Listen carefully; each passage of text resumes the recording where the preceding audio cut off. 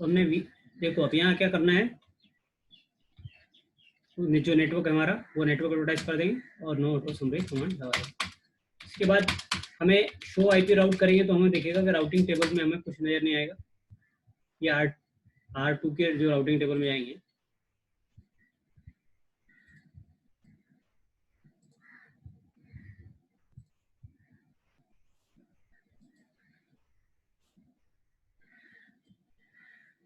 हमें कुछ दिखेगा नहीं। तो ऐसे कुछ आपको नजर आने वाला नहीं है। वो SPF नजर आ रहा लेकिन EIGRP नजर नहीं आया। तो इसके लिए हमने क्योंकि VRF के अंदर डाला है तो उसके लिए देखने का तरीका अलग है। शो आईपी राउट VRF, कौन सा VRF में है वो बताना पड़ेगा। कस्टमर ए बनाया था, तो यहाँ पे आपको देखो EIGRP दिख रहा है, कस्टमर ए के VRF में दिख रहा है। रूट जो आ रहा है कस्टमर का, जो 11 का रूट आ रहा है कस्टमर, तो 11 का जो इसका R2 को जो रूट आएगा वो कहाँ दिखेगा, VRF के अंदर दिखेगा। VRF दो तरह की राउटिंग टेबल होती है, एक ग्लोबल राउटिंग टेबल, एक VRF राउटिंग टेबल। तो ये जो आपको लगाना पड़ेगा शो आईपी राउट VRF, कौन सा VRF है उसका नाम बताए, तब उसके अंदर पता चलेगा आपको कि आपका कस्टमर का रूट आपके नेटवर्क में सर्विस प्रोवाइडर तक आ रहा है नहीं आ रहा। उसको चेक करने के लिए कमांड क्या है, शो आईपी राउट।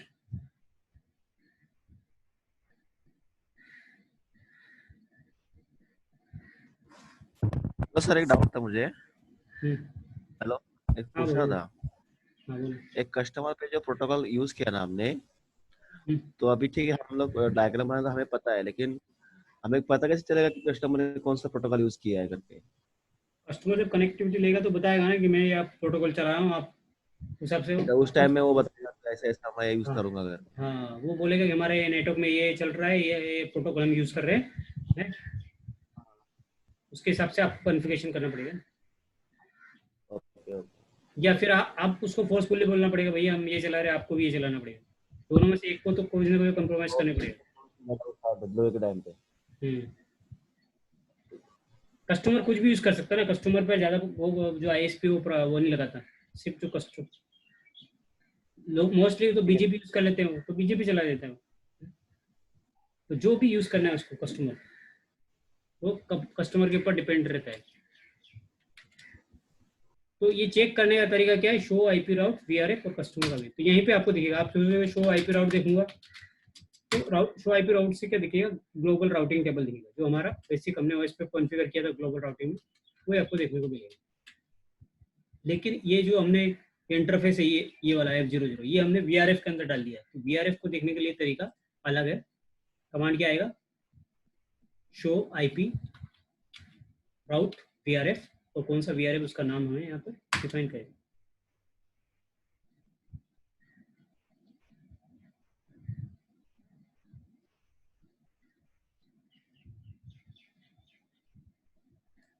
ठीक है, यहाँ तक कुछ डाउट है?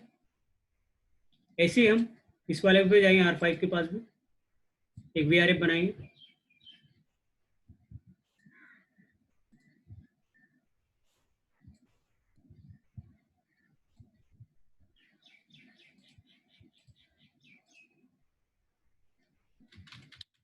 इसका कॉन्फ़िगरेशन करते हैं इंटरफेस का, F0/0 एड्रेस इसका रहेगा 192.168.45.5 नो शट बेग लिंक पे डालते हैं इंटरफेस पे।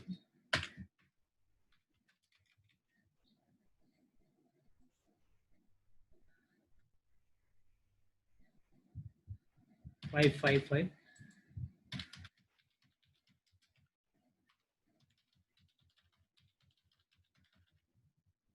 और एक प्रोटोकॉल चलाएगा कस्टमर, जैसे EIGRP पे चला रहा है,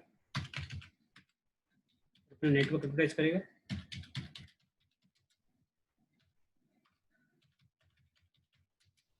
और अपना खुद का जो डायरेक्टली कनेक्टेड इंटरफेस वो भी एडवर्टाइज करेगा। तो दोनों एडवर्टाइज करेगा वो EIGRP के अंदर। नो इट इज यहाँ तक समझ में आ गया। अब ये भी VRF बनाएगा, कौन सा, पी राउटर R4 भी।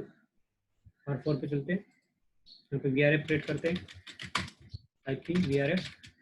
अब ये कस्टमर कौन सा है, B है, तो कस्टमर इसका नाम हम B रख देते हैं तो आपको याद है। आरटी वैल्यू हमने यहाँ 100 तक, वहाँ भी 100 रखा था, यहाँ भी सेम रख देते हैं।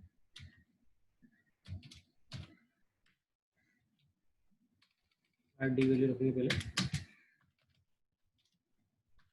रूट टारगेट रखेंगे, रूट टारगेट। इसमें दो तरह की वैल्यू होती है, इंपोर्ट एक्सपोर्ट, इसलिए यहाँ पे बहुत लगाना पड़ता है। इस वीआरएफ को हम कस्टमर की तरफ डालेंगे कोई जो इंटरफेस पे, तो हम कस्टमर का इंटरफेस है 1/3 IP वीआरएफ फॉरवर्डिंग। कस्टमर कौन सा है? कस्टमर बी है। कौन सा कस्टमर? बी के नाम से बनाया हमने। IP एड्रेस डाल देंगे 45.4, सेट कर देंगे। और यहाँ पर राउटर 3000 पे चला देंगे कस्टमर एंट्री वाले। एड्रेस फैमिली IPv4 यूनिकास्ट और ऑटोनोमस सिस्टम नंबर जो भी हमारा है। वीआरएफ कौन सा? पहले वीआरएफ डालेंगे कस्टमर भी। सर ये जो आईपी डाला है वो 45.5 डाला था ना हमने इंटरफेस पे। क्या? हेलो, हाँ 45.4 चाहिए ना सर?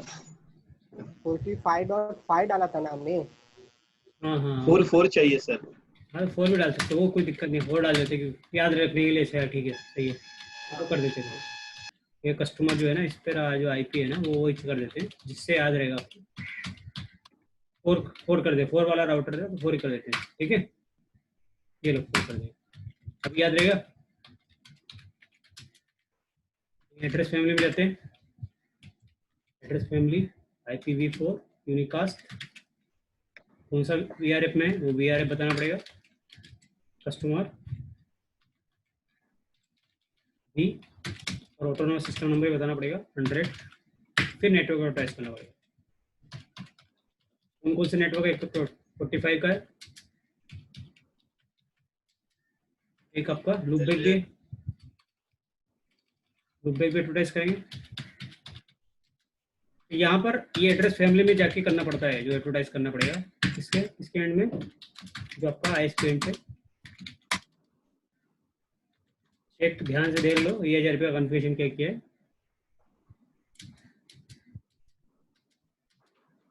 देखो ये क्या किया, राउटर 1000 रुपये पे गए, फिर एड्रेस फैमिली के अंदर जाना पड़ेगा। एड्रेस फैमिली IPv4 कस्टमर, जो भी कस्टमर नाम है वीआरएफ का, जो इस नाम से बनाया हमने, और उसका ऑटोनोमस सिस्टम नंबर क्या यूज करा वो, और उसके अंदर नेटवर्क एडवर्टाइज आपको करने।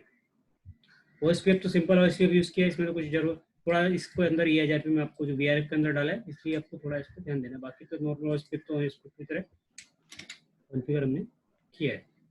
अब बात करते हैं, यहाँ तक हो गया। अब यहाँ पे इसको देख लेते हैं, यहाँ पे वीआरएफ के रूट आ रहे नहीं आ रहे R4 के ऊपर। तो शो IP एड्रेस, ये कुछ डुप्लीकेट दे रहा है, हमने दो जगह एक ही IP डाला गया, तो यहाँ पे 4 यूज किया है और R5 के ऊपर यह यूज किया है, तो डुप्लीकेट बता रहा है। R5 पे जाते हैं तो IP इंटरफेस, यहाँ पे तो सही यूज किया है, तो डुप्लीकेट किधर दे रहा है? दे रहा है ना डुप्लीकेट एड्रेस कॉन्फ़िगर। R3 पे देखते हैं,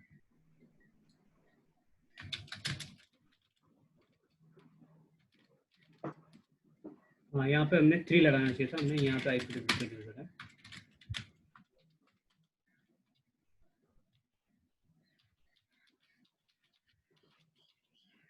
तो यहाँ पे IP एड्रेस हम कर देते हैं चेंज का, तो वैसे डुप्लीकेशन रहेगा।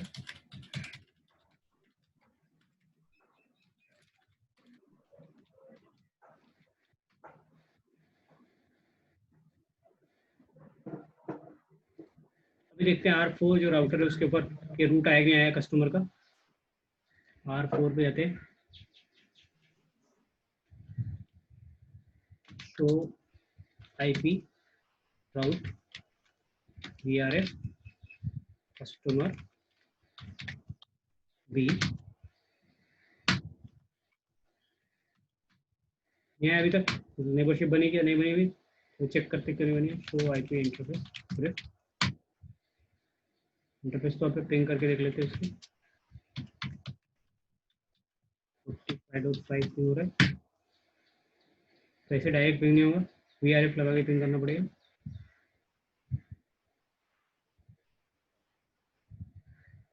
तो पहले एक एक सिस्टमेटिक आपको चेक करना है, नहीं तो क्या होगा, एक काम नहीं कर रहा है तो आप उलझ जाओगे। तो शो IP VRF कौन सा है, कस्टमर भी, फिर उसका IP एड्रेस डालना, पिंग करना। पिंग करने के लिए भी यहाँ पे ऐसे करना पड़ेगा, इंटरफेस ही पिंग नहीं हो रहा उसका। देखते हैं कि हमारा कॉन्फ़िगरेशन में R5 पे क्या ऐसा है। देखो इंटरफेस आपका तो डाउन दिखा रहा है क्योंकि अपने F00 कॉन्फ़िगर किया, और यहाँ पर इंटरफेस कौन सा है, 1/0, इसलिए नहीं आ रहा है। तो हम उसके इंटरफेस को एग्जिट इंटरफेस पर डाल देंगे। डिफ़ॉल्ट इंटरफेस कर देंगे। यदि कोई इंटरफेस गलत कॉन्फ़िगर हो गया तो आप डिफ़ॉल्ट इंटरफेस कमांड से उसको डिफ़ॉल्ट इंटरफेस, जो भी इंटरफेस आपका, उसकी सभी कॉन्फ़िगरेशन हट जाएगी और डिफ़ॉल्ट मोड में आ जाएगा आपका इंटरफेस।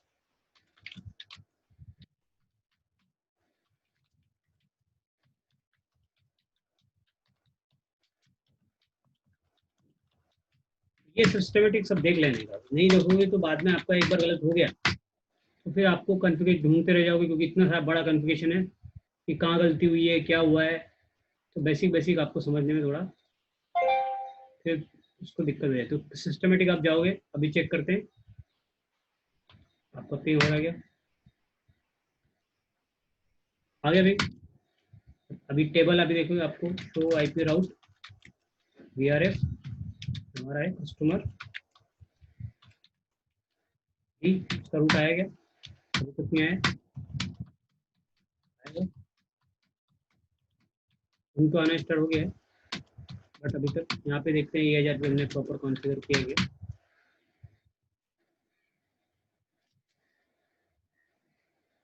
कह रहा है कि राउटर ID डुप्लीकेट पहले आ रही तो 54.4 है इस पर, इसके 5 हो गया, इसमें आपने 100.4 का एड्रेस डाल दिया।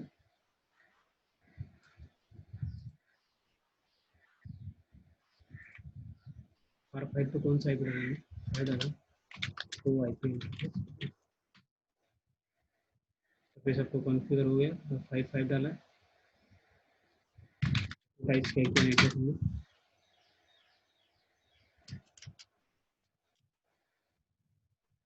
और कर दिया, नेटवर्क बराबर। R4 पे जाते हैं वापस,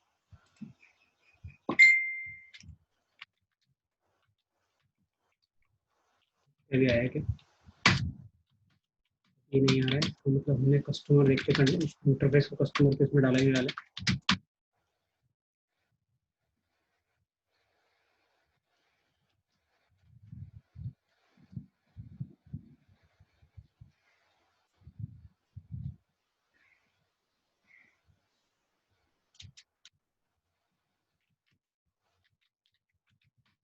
इंटरफेस डिफॉल्ट,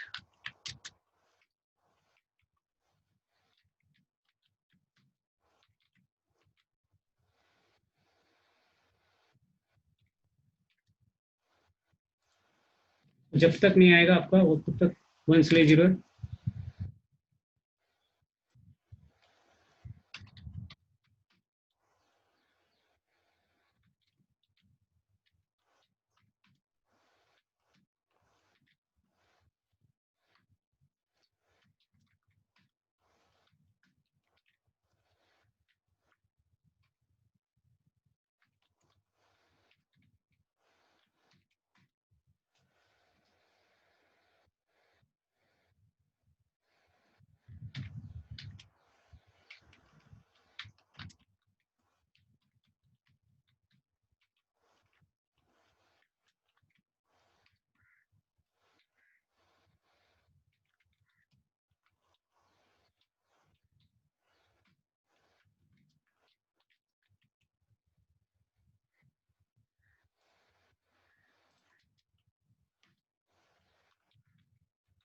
डुप्लीकेट डिटेक्टेड कर रहा है,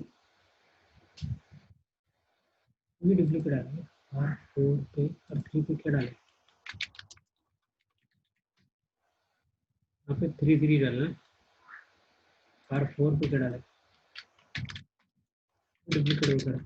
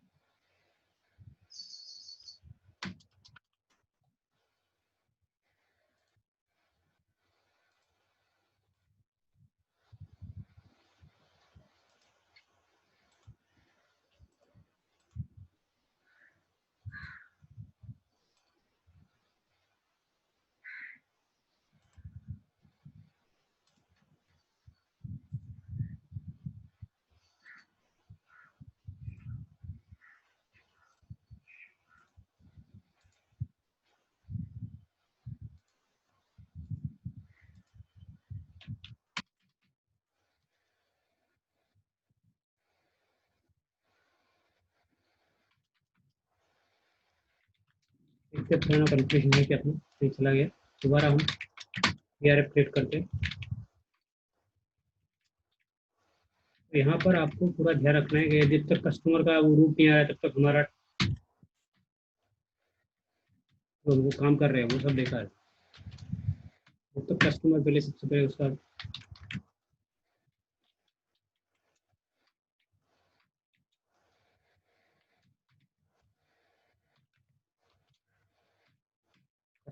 पहले कस्टमर का वो डाल देगा नेटवर्क, ताकि हमारा चेक हो जाएगा कस्टमर का रूट हमको आना स्टार्ट हुआ है या नहीं।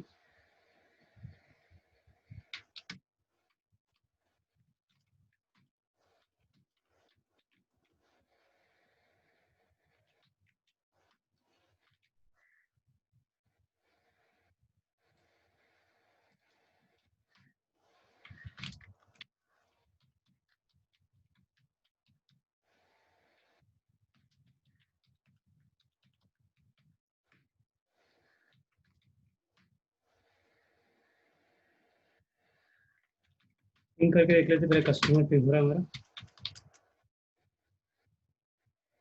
VRF कस्टमर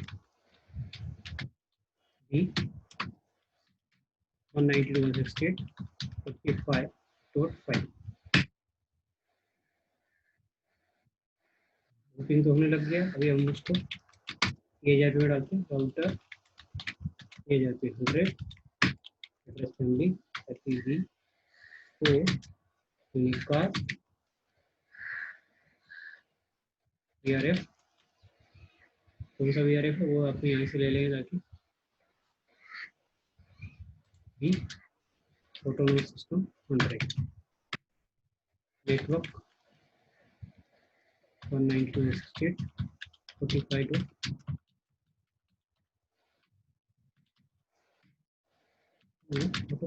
देखो अभी बन गई। पहले नेबरशिप नहीं बन रही थी अभी, इसलिए हम उसको दोबारा कॉन्फ़िगर कर दिया हमने।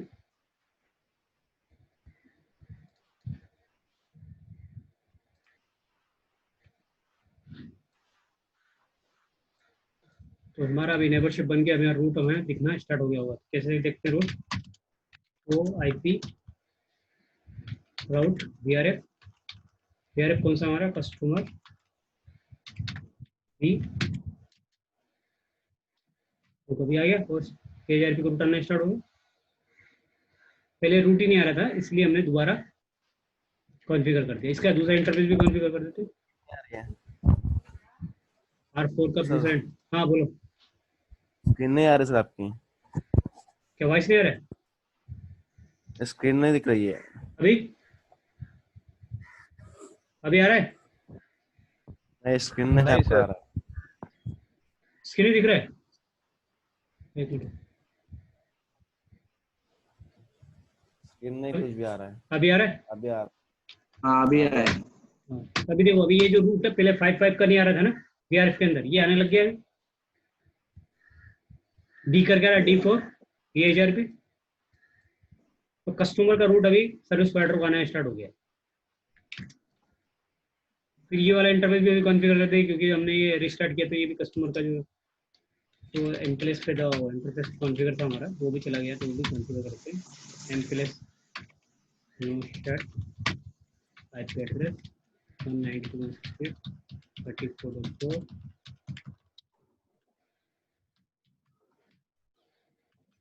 न्यू स्टार्ट लूप बैक भी है इसके ऊपर।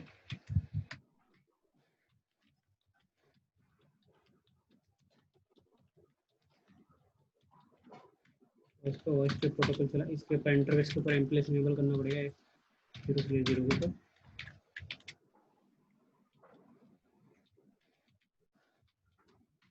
कॉल भी लगाना पड़ेगा एमप्लेस लेवल प्रोटोकॉल एलटीपी और ओएसपीएफ यहाँ पे रन करना पड़ेगा। पहले रन किया था लेकिन वो हमने रिस्टार्ट किया राउटर को, कॉन्फ़िगरेशन रिमूव हो जाता है।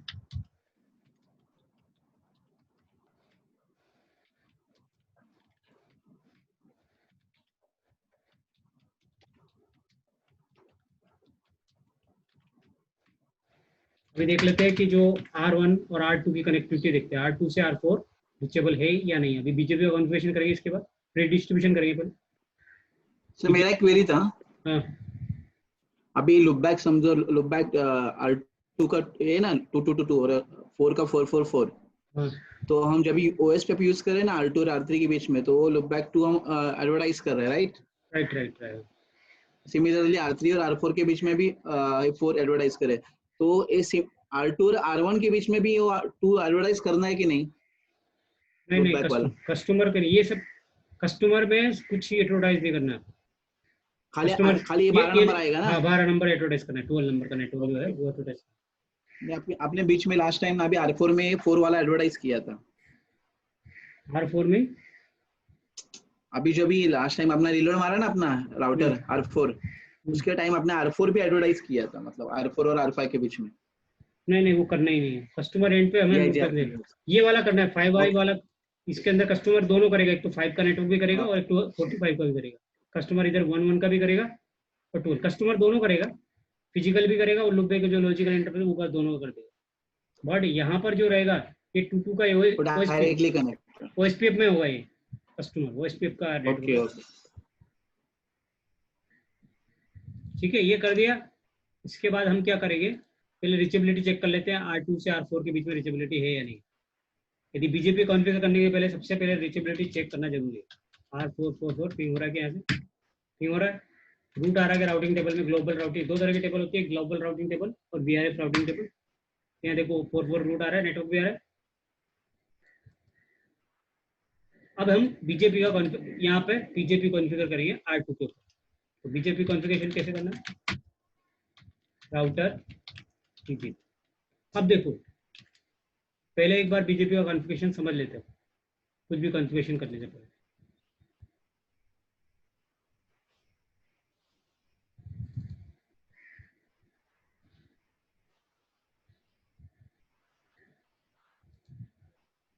अभी इम्पोर्टेंट फैक्टर आ गया अभी आपका, जो सबसे इम्पोर्टेंट है, जो समझने की हमें जरूरत है। ओएसपीएफ हमने देखो सबसे पहले हमने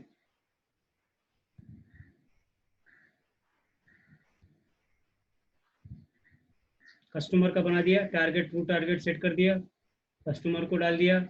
अब हम बीजेपी पे आते हैं। तो राउटर बीजेपी, नेबर जो भी नेबर आपका रहेगा वो, और रिमोट एस उसका नंबर। नेबर के साथ आपको अपडेट सोर्स लूपबैक कमांड लगाना पड़ेगा। क्यों लगाते हैं, क्योंकि जो हम जो अपडेट बना रहे हो, नेबरशिप बना रहे हो, किसके थ्रू बना रहे हैं, लूपबैक इंटरफेस के थ्रू बना रहे हैं। और यदि आपका अपडेट जो जाने वाला है वो क्या है, फिजिकल इंटरफेस से नहीं जाके अभी किससे आएगा, लूपबैक से जाने वाला है। इसलिए यहाँ पे क्या कमांड आएगी, अपडेट सोर्स लूपबैक, जो भी लूपबैक आपने बनाया वो। फिर वीपीएन इनेबल करना पड़ेगा। ये कौन सी फैमिली में आएगा, ये एड्रेस फैमिली वीपीएन। तो ये वीपीएन जो आपका जो नेबर है वो वीपीएन में फैमिली के अंदर एक्टिवेट करना पड़ेगा। तो दो तीन चीजें, राउटर बीजेपी में डाला, एस नंबर डाला, फिर नेबर में रिमोट एस किया हमने। उसके बाद ये कमांड इंपॉर्टेंट है, नेबर 444 अपडेट सोर्स लूपबैक 0। और कौन सी फैमिली में डालना है, वीपीएन फैमिली में डालना पड़ेगा। ये जो आपका जो बीजेपी बनेगा वो किस में डालेगा, आपका एक्टिवेट होगा। तो हम यहाँ पे R2 पे जाते हैं। राउटर बीजेपी 100, नेबर कौन है हमारा 444 है, रिमोट एड्रेस कितना हमारा 100 है, लेकिन यहाँ अपडेट सोर्स में हमारा कौन सा लूप बैक है, 0 बनाया था हमने, अपडेट सोर्स लूप बैक, और एड्रेस फैमिली में जाके VPN 4 की फैमिली में जाके आपको एक्टिवेट करना है हमारे नेबर को। वैसे एक्टिवेट ऑटोमेटिक हो जाता है, फिर भी iOS में, नया iOS में ऑटोमेटिक एक्टिवेट हो जाता है, फिर भी हम एक्टिवेट यहाँ पर कर देंगे। यहाँ तक किसी को डाउट है? ऐसे ही काम यहाँ पे किया, ऐसे सेम अपना दूसरा P राउटर पे भी करना है, ये R2 पे किया, ऐसे कॉन्फ़िगरेशन सेम R4 के ऊपर भी हमें करना है। तो R4 पे आते हैं, वहाँ पे फिर राउटर BJP 100, नेबर कौन नेबर हमारा 222, इसका नेबर 222 है।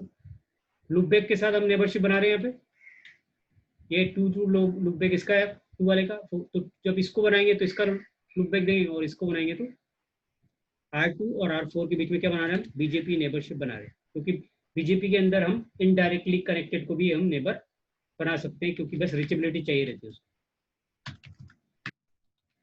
BJP में नेबरशिप बनाने के लिए डायरेक्टली कनेक्टेड होना की जरूरत नहीं है, सिर्फ उसको रिचेबल होना जरूरी है।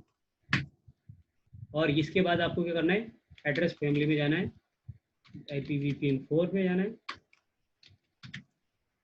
और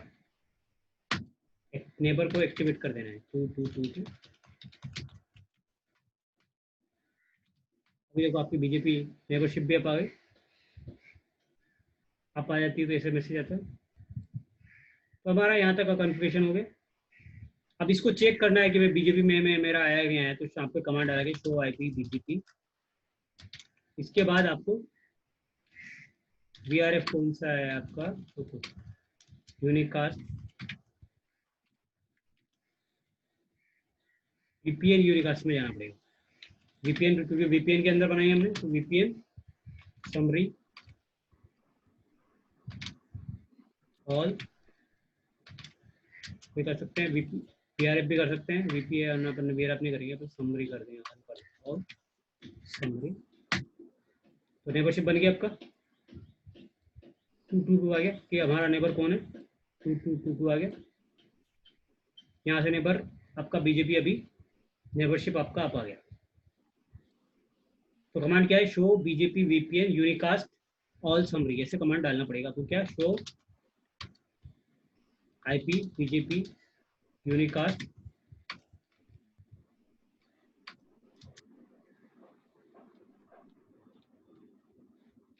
VPN 4, और यहाँ पे डायरेक्ट कमांड चल रही है, ऑल समरी कमांड चल रही है, तो यहाँ पे वही कमांड आएगी जो चल रही है।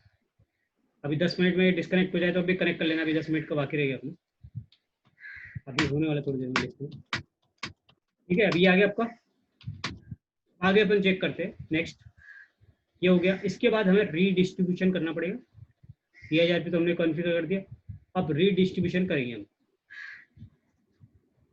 रीडिस्ट्रीब्यूशन कैसे करेंगे, BJP का जो रीडिस्ट्रीब्यूशन है, क्योंकि इसके बीच में करना है BJP और DHIP के बीच में, तो हम रीडिस्ट्रीब्यूशन कर देंगे। तो रीडिस्ट्रीब्यूशन करने में हम क्या करेंगे, ध्यान रखो कि रीडिस्ट्रीब्यूशन करने के लिए, जैसे मान लो BJP में करना है तो एड्रेस फैमिली IPv4 जो भी VRF है वो डालना पड़ेगा और रीडिस्ट्रीब्यूशन करना पड़ेगा। तो हम पहले BJP में रीडिस्ट्रीब्यूशन करते हैं R2 राउटर के ऊपर, R2 पे जाते हैं और हम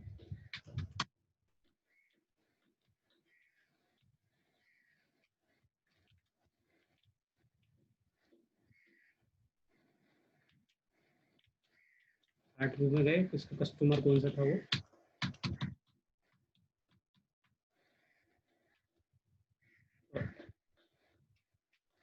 एड्रेस फैमिली IPv4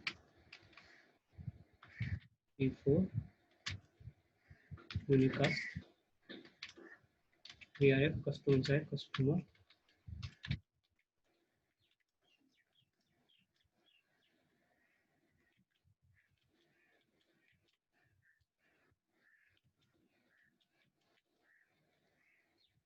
कस्टमर ए था ना, कस्टमर ए, और फिर हमें जो भी है कस्टमर में डाल दिए, और यहाँ पर नेटवर्क हमें रीडिस्ट्रीब्यूशन करना है, रीडिस्ट्रीब्यूशन EIRP करना है, EIRP ऐसे हमें उसका करना है। EIRP में BJP कॉन्फ़िगर करना है, तो हमें EIRP के अंदर जाना पड़ेगा, तो राउटर EIRP, एड्रेस फैमिली उसके VRF में जाना पड़ेगा और रीडिस्ट्रीब्यूशन कर देना पड़ेगा। तो यहाँ पे क्या करेंगे, router EIRP 100 address family IPv4 unicast इसमें है या नहीं है देख लेते हैं, इसमें डायरेक्ट है, इसमें यूनिकास्ट की जरूरत है। VRF कस्टमर कौन सा है, और इसके अंदर यहाँ पे रीडिस्ट्रीब्यूशन कर देंगे। यहाँ पे EIRP में BGP कॉन्फ़िगर करेंगे, BGP एस नंबर हमारा 100 और मैट्रिक यूज करेंगे। इसकी मैट्रिक क्या है, अब इसकी तो जो भी डिफॉल्ट मैट्रिक है वो 11 पे कर सकते हैं, तो 11 कर देंगे, डिफॉल्ट मैट्रिक यूज करेंगे। ये काम इसका R2 का हो गया। अब यही कर, इसके बाद होने के बाद यहाँ पे क्या हो जाएगा, जैसे आप ये कॉन्फ़िगर करोगे, डिस्ट्रीब्यूट करोगे, यहाँ पर जब कस्टमर एंड पे आप शो IP BGP राउट करोगे तो वो राउटिंग टेबल में वो रूट दिखने लगेगा आपको। लेकिन अभी हमने सेकंड वाले पे कॉन्फ़िगर नहीं किया, तो सेकंड राउटर पे इस R4 पे भी हमें डिस्ट्रीब्यूशन करना पड़ेगा, R4 R5 के बीच में। हमने अभी डिस्ट्रीब्यूशन किया है R1 और R2 के बीच में।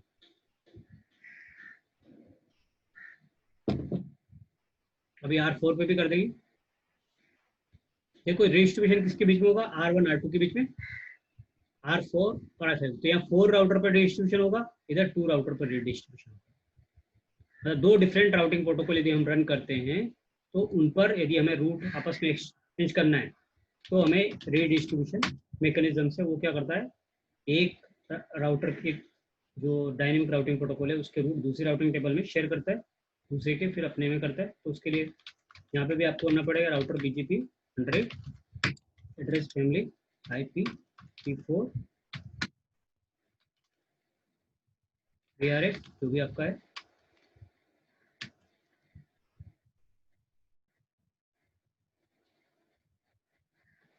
VRF कौन सा है आपका, कस्टमर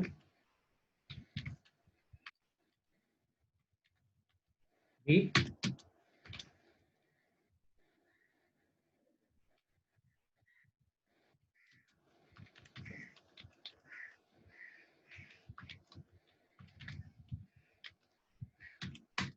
और यहाँ पर हमें रीडिस्ट्रीब्यूशन करना है, रीडिस्ट्रीब्यूशन EIRP 100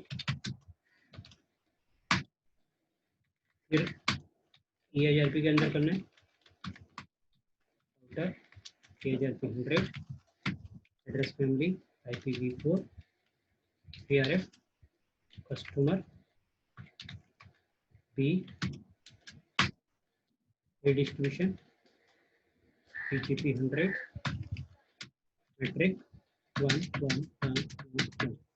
BGP में EIRP में 5 पैरामीटर होते हैं, बैंडविड्थ, डिले, MTU, लोड, तो सबको हम करेंगे, फिर रीडिस्ट्रीब्यूशन कर देंगे। ये रीडिस्ट्रीब्यूशन अब तक हमारा प्रोसीजर पूरा हो गया। रीडिस्ट्रीब्यूशन होने के बाद कस्टमर एंड पे अभी आपको क्या होगा, ये 5 का रूट R1 के ऊपर आएगा, R1 ये 1 का रूट है वो R5 के पास आएगा, तो कस्टमर की टेबल में आपको दिखने लगेगा। तो आपको समझ में आना है कि हमारा सक्सेसफुली हो गया। तो कस्टमर क्या आ गया, R1 पे 5 का रूट आ गया, आ रहा है कस्टमर पे, देखा आपको कस्टमर के ऊपर।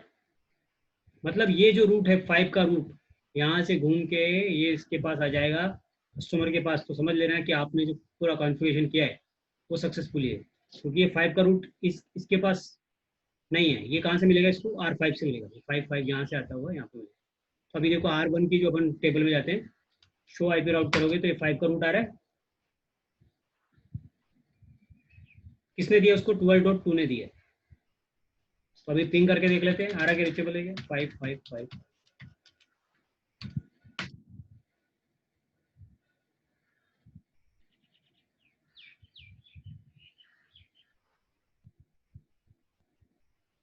तो तो रिचेबल हो, वो वहाँ पे रूट आ गया, मतलब वो रिचेबल भी है। तो अभी आपका देखो, आपको रूट आपको दिखने लगेगा। तो रूट आपको दिखने लगेगा, सिर्फ रूट दिखेगा, रूट दिख रहा है आपको। ऐसे आर कस्टमर उसको भी दिखेगा, दूसरा कस्टमर जो है R5 वाला, उसको भी अपना रूट आना चाहिए। तो IP राउट करोगे तो इसको भी, इसको रूट नहीं आ रहा है, इसकी वजह से प्रॉब्लम आ रहा है। अभी तक इसको रूट रिसीव नहीं हुआ है, इसलिए वो यहाँ से वहाँ तक तो जा रहा है कि यहाँ से वहाँ नहीं जा रहा है।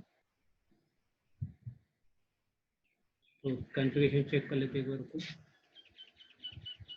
मतलब इसकी टेबल में R2 के पास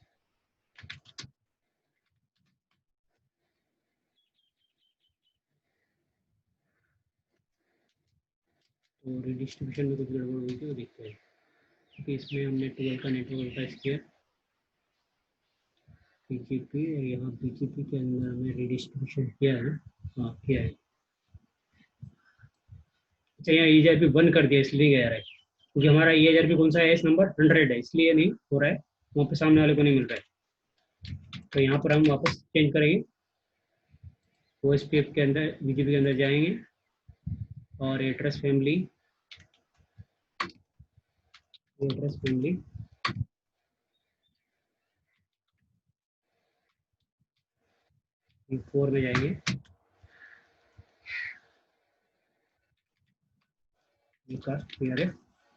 कस्टमर सीधा VRF में डालना, सीधा VRF में डाल देते हैं कस्टमर A। और यहाँ पर जो हम रेडिस्ट्रीब्यूशन गलत किया वो निकाल दिए पुराना। यहाँ पे हमारा एस नंबर कितना है, एस 100 है, तो हमें यहाँ पे 100 करना पड़ेगा, तब जाके हमारा रजिस्टर सामने वाले कस्टमर को रूट मिलेगा। ये किया।